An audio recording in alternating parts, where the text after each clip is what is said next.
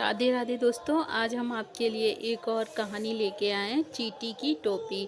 एक गांव में एक पेड़ के नीचे बहुत सारी चींटी एक सुरंग कर रहती थी। उनकी रानी चींटी बहुत शान से रहती थी। बाकी सभी चींटियां उनका बहुत ध्यान रखती थीं। वे अब उसके लिए खाना लाती थी। एक दिन रानी चींटी अपनी सुरंग से बाहर घूम रही थी, तभी उसने देखा एक छोटा बच्चा सिर पर टोपी लगाए घूम रहा था। रानी चींटी, तुम सभी चींटियों सुन लो, मुझे एक सुंदर सी टोपी चाहिए। गांव के दर्जी से पूछ कर आओ, क्या वो मेरे लिए टोपी बना देगा। कुछ चींटियां दर्जी से पूछने जाती हैं। दर्जी बना दूंगा, लेकिन अपनी रानी चींटी के सर का नाप ले आओ।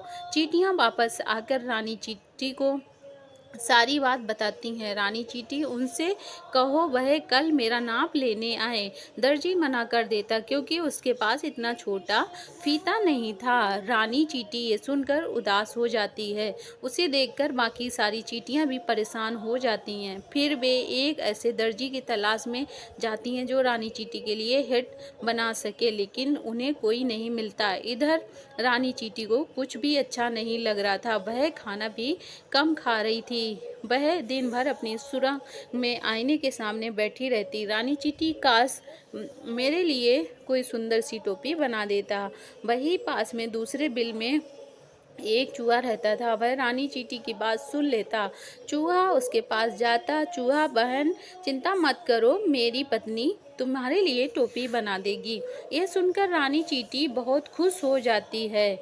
इधर चूहा अपनी चुईया से इस बारे में बात करता है। चुईया अपनी पूंछ से रानी चींटी के सर का नाप लेती है और फिर एक सुंदर सी टोपी बना देती है। रानी चींटी उस टोपी को देखकर बहुत खुश होती है। उसे देखकर सभी चींटियां खुश हो जाती हैं। रानी चींटी, अब दोनों ने मेरी इच्छा पूरी की। अगर मैं आपसे कोई भी काम आ सकूं तो मेरी सारी चींटियां आपकी सेवा में हाजिर हैं।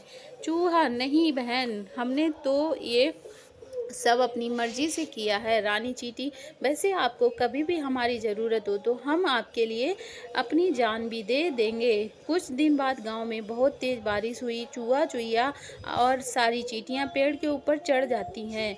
तभी एक हाथी बारिश में नहाता हुआ वहां से गुजर रहा था। चूहा उसे देखकर हंसने लगा। उस हाथी को लगा ये मेरी मजाक उड़ा रहा है। उसने पेड़ में जोर से टक्कर मारी, जिससे चूहा और चुईया नीचे गिर गए। दूर से चींटियों ने ये सब देख लिया था। हाथी ऐसे जैसे ही अपने पैरों के नीचे उन्हें कुचलने के लिए आगे बढ़ा, कुछ चींटियां हाथी की सूंड में घुस गईं और उधर इधर काटने लगीं। हाथी सब भूलकर सूंड को इधर उधर हिलाने लगा। इसी बीच मौका पाकर चूहा और चुईया वहां से भाग जाते और छिपकर उसी पेड़ पर बैठ जाते। हाथी की सूंड में से चींटियां निकलकर जल्दी से पेड़ पर चढ़ जाती हैं।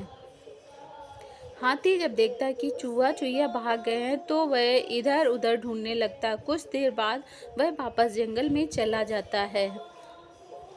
चूहा, आपका बहुत बहुत धन्यवाद। अगर हमारी मदद नहीं करती तो हम दोनों आज मर चुके होते। रानी चींटी, आपने भी तो मेरे लिए बहुत कुछ किया। इस तरह से चूहा, चुईया और चींटियां मिलकर रहने लगे। दोस्तों, आपको ये हमारी कहानी कैसी लगी मुझे कमेंट करके बताइएगा। Thank you.